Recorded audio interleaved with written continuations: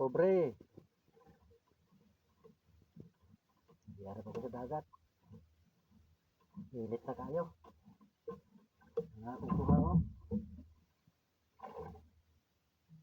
Tugmay kayo tanan.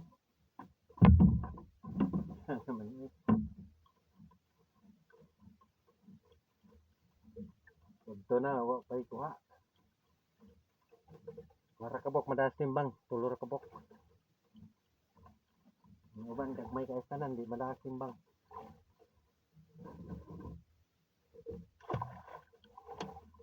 Kahapon, akong kuha kahapon ko ansing, kumigyara.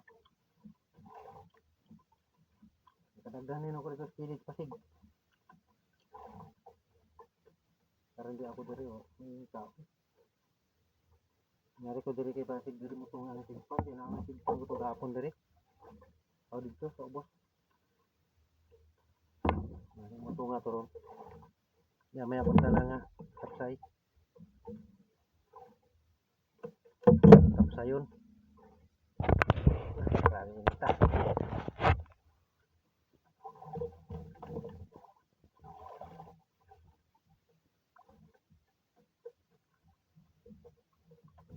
Simpang nga kuan ba bulis. Bulis. Tagalog pa, tambakol.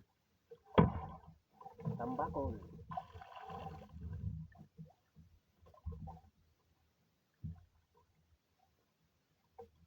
Nalulutang yung mamaya. Anong oras ko yung kahapon lumabas? Alas 10 yata yung lumabas kahapon. Lalabas yung mamaya.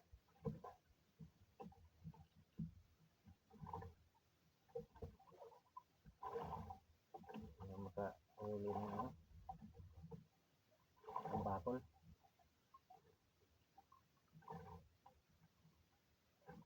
Marami yung kawan kahapon. Lumabas yung kawan kahapon mga alas 11 na talaga. Alas 11 yata.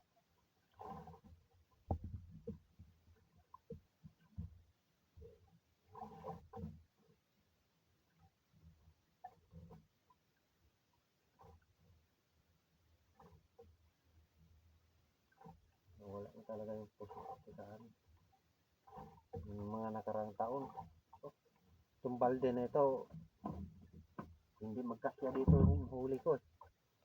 Ngayon, hindi nga ako makakalahati.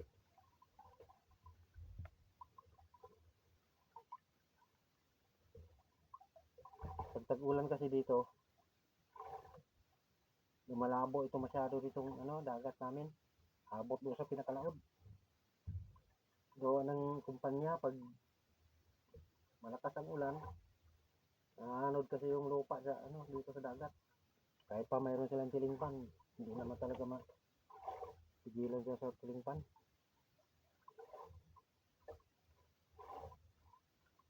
Eh, sa dami ba namang kumpanya dito? Buti kung isa, dalawa lang. Ito dito eh.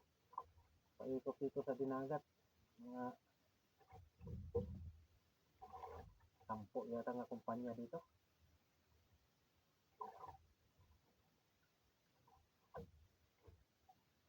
Kaya pag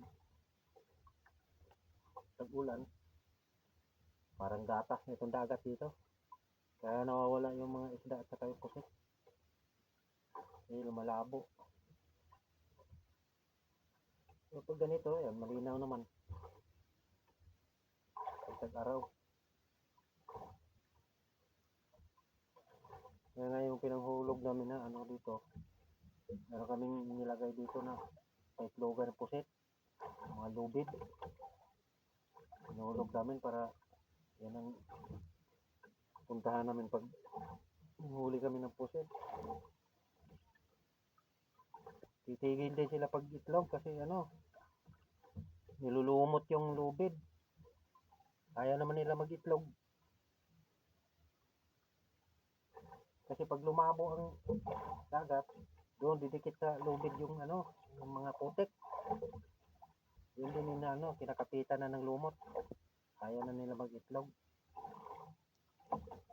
Buti kung mababaw lang ito kay tanggalan ng mga putik. Isirin. Hindi naman kaya sisirin ito kasi ano to, 40 ka di pa ang lalim. Buti kung mga 10 lang kaya mayroong makakaya dyan. 15 nga, mayroon pang makakaya dito pag sisid yan, 15 ka di pa. Pero pag ganito mga 30, 40, wala na makaabot yan. Compressor. Ang dami na namin hinulog dito na ano, mga gango. Lugan ng pusit. Wala din ang ano, pusit. Gawa ng pinatapitan ng lubid sa ano, sa putik. Tag-ulan na.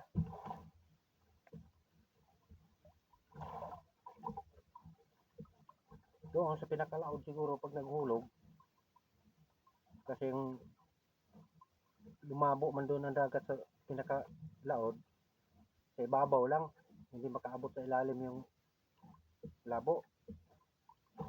Ang problema, kung doon ka maglagay ng gango, patay ka naman sa gasolina. Pag punta mo doon 1 galon. Pagbalik 1 galon, magkano na yun? 600 plus. 312 ang 1 galon dito sa amin. Gawa ng 1 litro. Ang 1 litro kasi dito sa amin, 78. 1 litro. So, kung makaubos ka ng 2 galon, 8 litro yun. 600 plus ang gastos mo araw-araw. Yan ang bawiin mo. So, pagdating doon, hindi kumakain yung pusit. Wala. Utang lang sa tindahan yung mangyari sa'yo.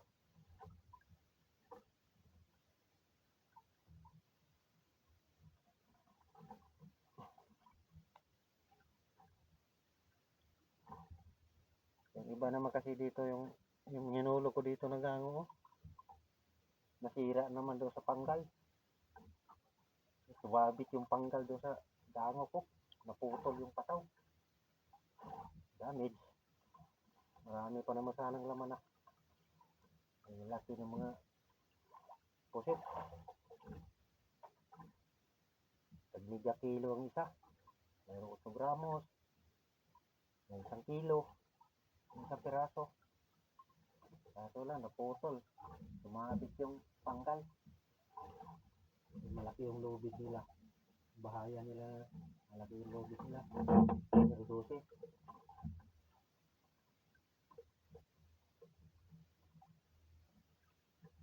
Yung iba naman na gango, hindi maputol. Malipat naman. Kasi madala sa ano nila, paghila nila. Hindi mo na matunton dahil nalipat na doon, malayo.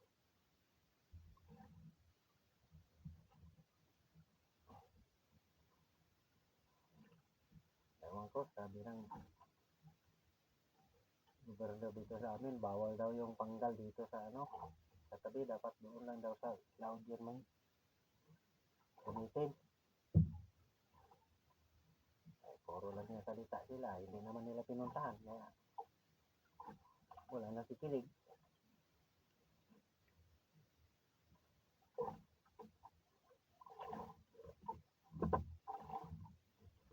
Dapat seminar nila lahat ng mga mananagat para alam.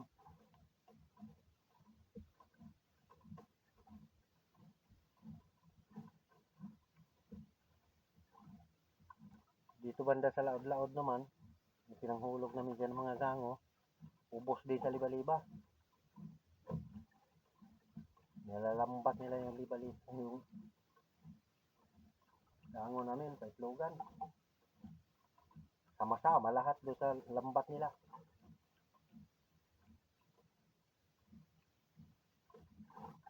Buti nga ngayon, wala na yung liba-liba. Ilang buwan na. Kasi dati, January, nagkumpisa na yun sila dito kasi taglinaw na. hindi na malalaki ang alon, dito na yun sila. Ngayon wala. Baka naubos na paghuli doon sa kabilang lugar. Kasi dito sa amin, walang nahuhuli dito.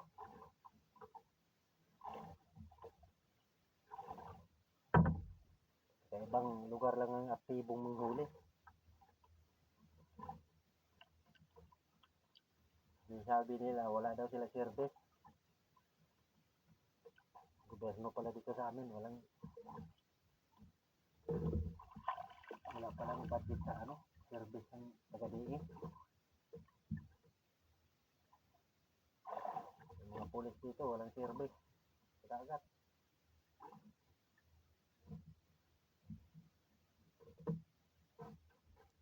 Ang daming busuhan dito, walang mahuli. Paano makahuli? Andito lang yung busuhan sa laod. Andoon lang sila sa opisina nila.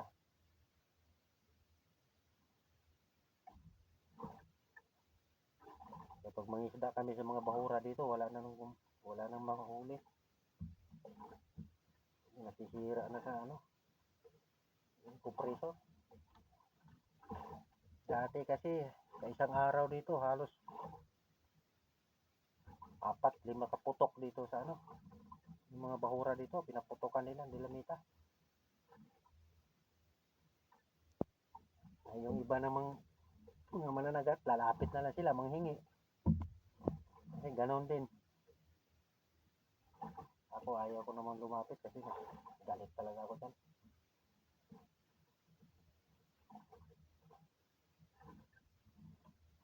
Wala akong gana kumain dyan sa isda na yung tiniruhan.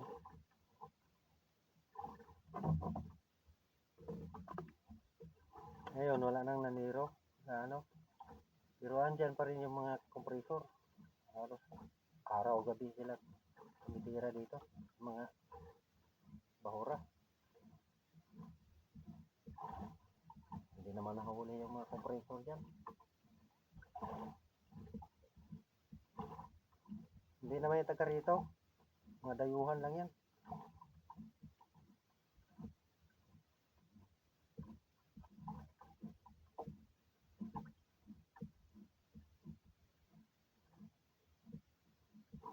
Sinabihan naman yan ng barangay official na bawal dito. Andyan pa rin. Dapat kasi taga-di mag dyan eh.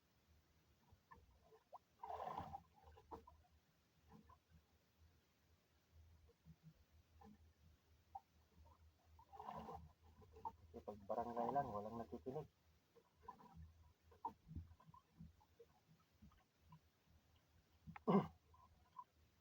Ay! Sabi, wala na talaga. Hindi nga makaabot 1 kilo.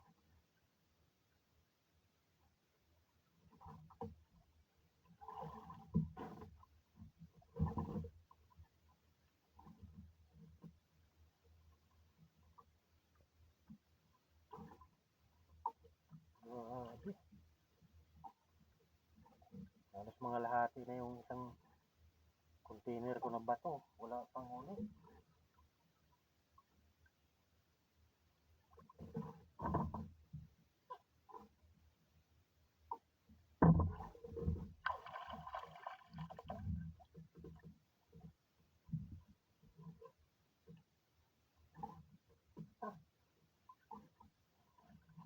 Pabalik ako mamaya mga kapobre. Lilipat ako sa ibang lugar.